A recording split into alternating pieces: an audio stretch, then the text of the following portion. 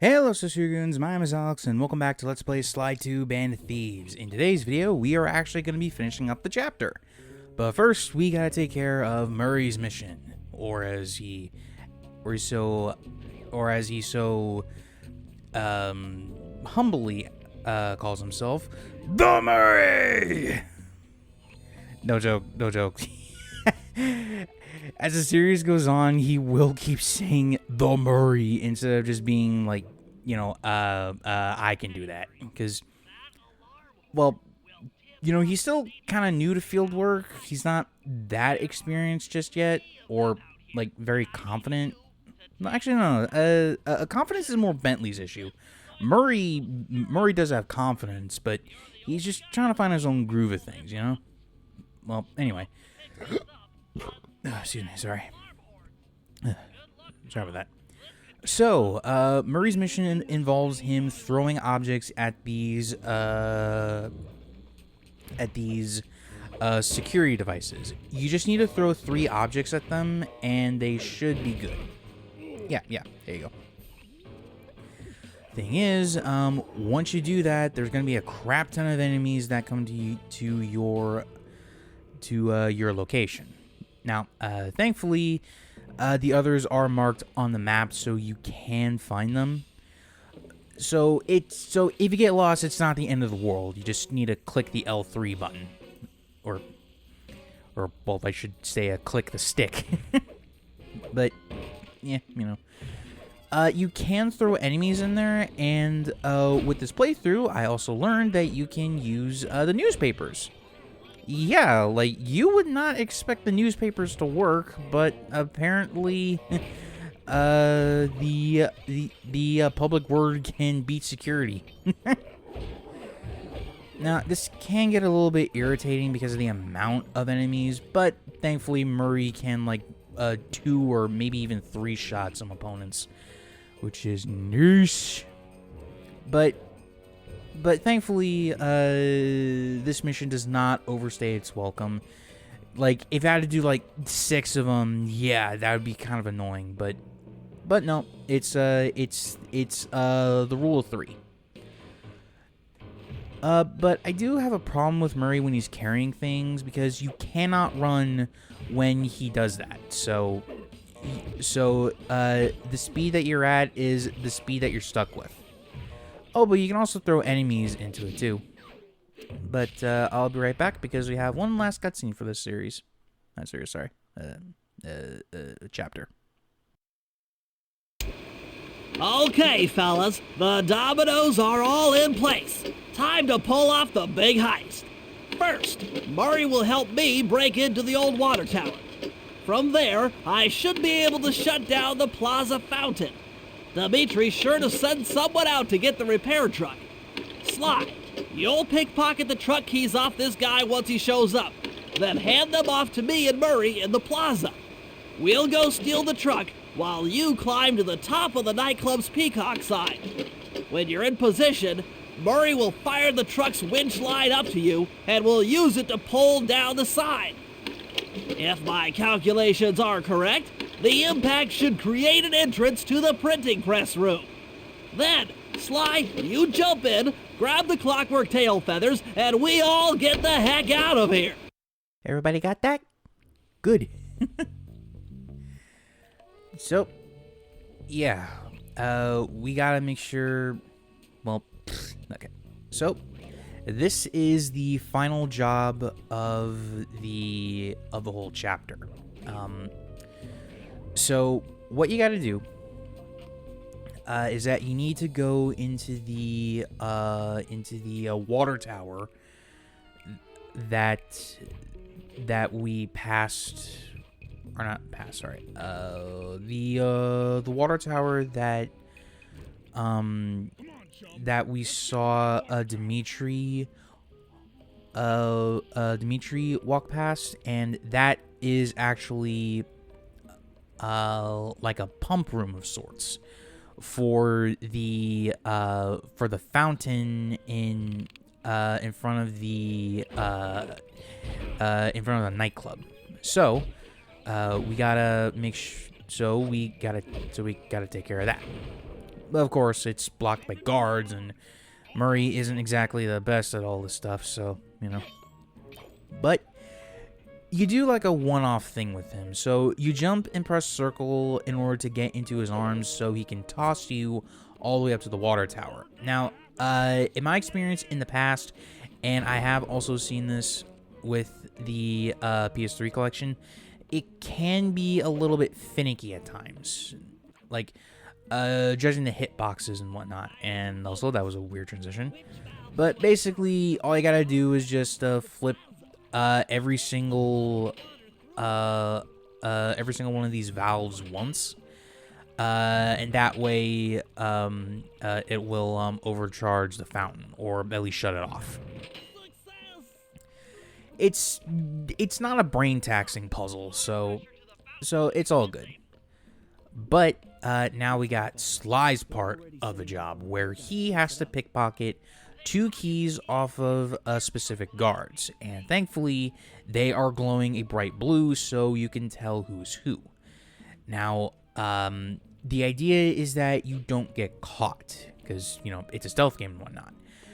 But that means you have to try not to run or use a knockout slam when you are so close to enemies. So it's a matter of, okay, can I get away with this or not? So yeah.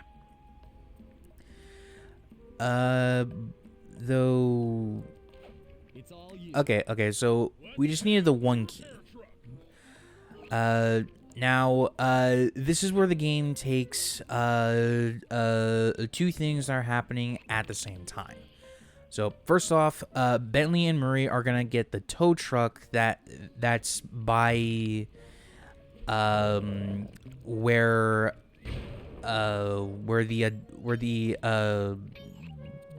the disco ball mission was, and meanwhile, Sly is scaling up the nightclub all the way up to the Peacock.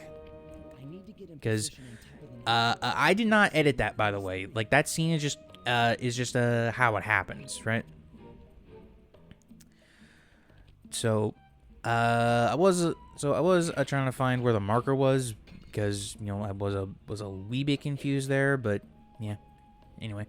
So, I think there is, like, only one particular way that you're meant to get up there, and this is the only way that I know how to do it. I could be wrong. If any Sly 2 fans in the comments would please let me know about there being some secondary way, I would very much appreciate that, because I would actually recommend that you play this game over the first one, and yes, that's after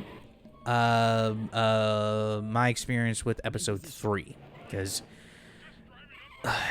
it was not a good day, okay? But okay, so for this portion, all we gotta do is just get Sly to catch the hook. It can be a little bit finicky. I will fully admit that. Like, I had to test what I could do, but unfortunately, it's going to take Bentley and Murray some time to actually get the thing working.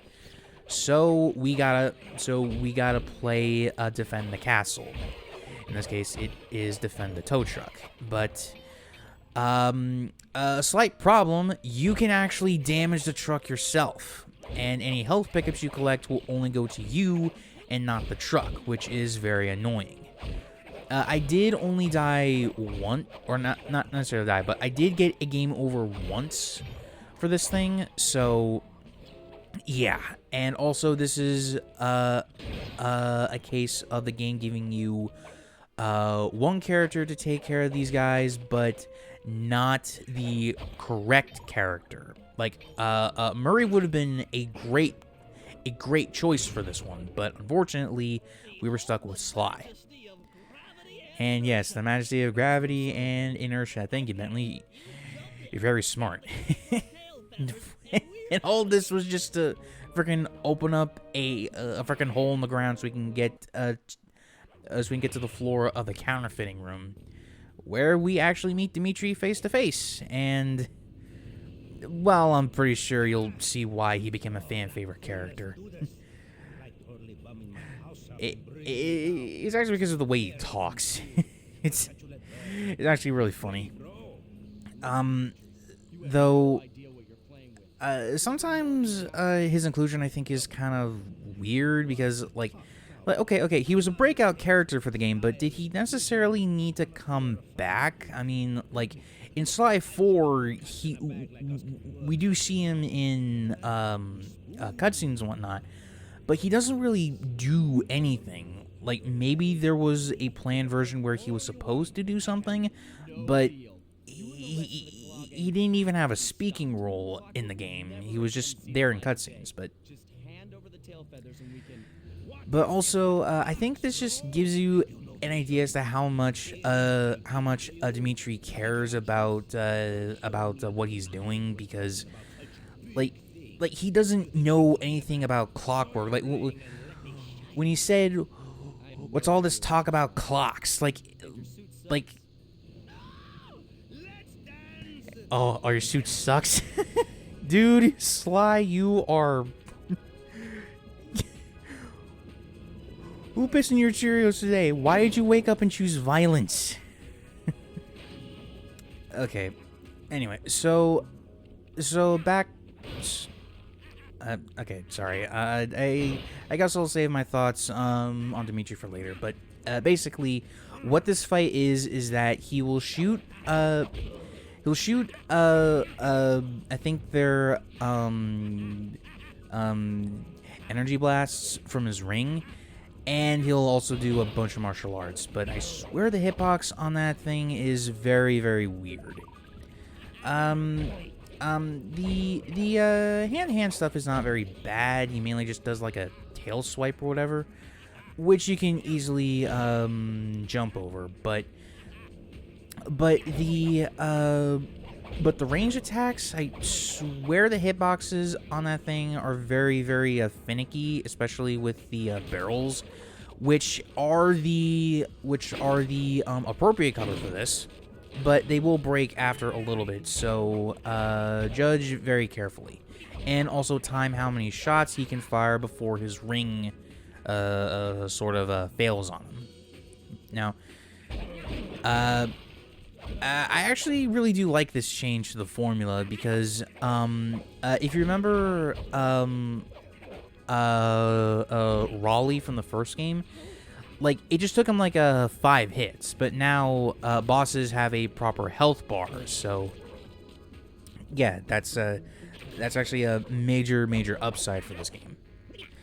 Aside from Sly having his own health bar, but you know, it's not like, this is not an overly complicated fight, but just don't try to bum rush it like I'm doing, because it can be a little annoying. Oh, and that is the charge attack, but I don't really use it because it's just kind of slow, you know. And he falls in the barrel.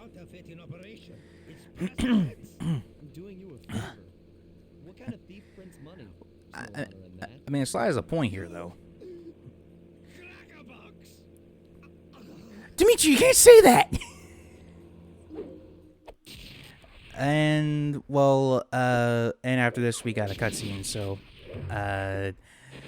I'll see you guys in a minute, yeah? My gang and I had done it. The Clockwerk Tail Feathers were ours, and Dimitri's counterfeiting operation was ruined. Due to the untimely arrival of Carmelita, my escape got a little tricky. Angry at having just missed me, she took it out on Dimitri, shutting down the nightclub and throwing the frustrated forger behind bars. The gang and I headed out of town for a week in Monaco. Bentley wanted to try out his new card counting formula, and I figured the team had earned themselves a well-deserved break. Okay. Now, I did let the footage go on for a little bit longer, but I am choosing to stop the footage about here, so that way I can properly properly get my thoughts. Okay. Sorry. Dimitri's last line was stuck in my head. I'm sorry, but it's too funny. But I think out of all of the Claw Gang members, Dimitri is the one who doesn't really know what he's getting into, because he's just counterfeiting money. Because, like, what kind of thief would do that, right? Like Sly said, like what thief counterprints their own money, right? But like, he doesn't even know who the hell Clockwerk is. Like, when he said, "What's all this talk about clocks?" It's like, dude, do you not know who Clockwerk is?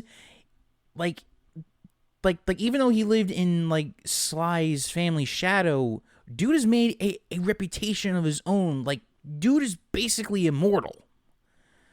So, yeah, like, but for those who have not actually played any of the Sly series or have not actually kept up to date with it, well, no. I should say, don't know anything about the stories and how they progress.